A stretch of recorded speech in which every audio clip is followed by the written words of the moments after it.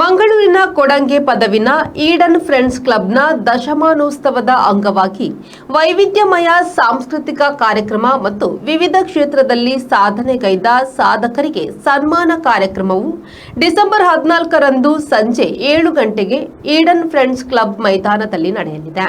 ಸಂಜೆ 7 ಗಂಟೆಯಿಂದ the new ocean kids ಇವರಿಂದ ನೃತ್ಯ ವೈಭವ ಕಾರ್ಯಕ್ರಮ ನಡೆಯಲಿದೆ. ರಾತ್ರಿ 8 ಗಂಟೆಗೆ ಸಭಾ ಕಾರ್ಯಕ್ರಮ ನಡೆಯಲಿದ್ದು ವಿವಿಧ ಗಣ್ಯರು ಪಾಲ್ಗೊಳ್ಳಲಿದ್ದಾರೆ.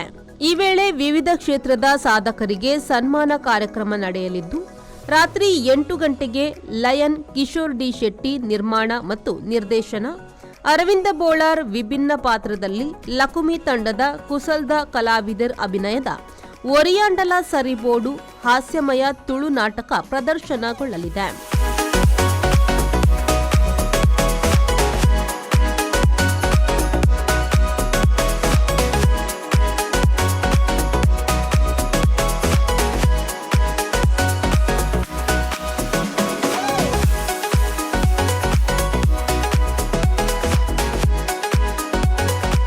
ನಾಗೇಶ್ ಕಾವೂರು, ವಿ4 ನ್ಯೂಸ್, ಮಂಗಳೂರು.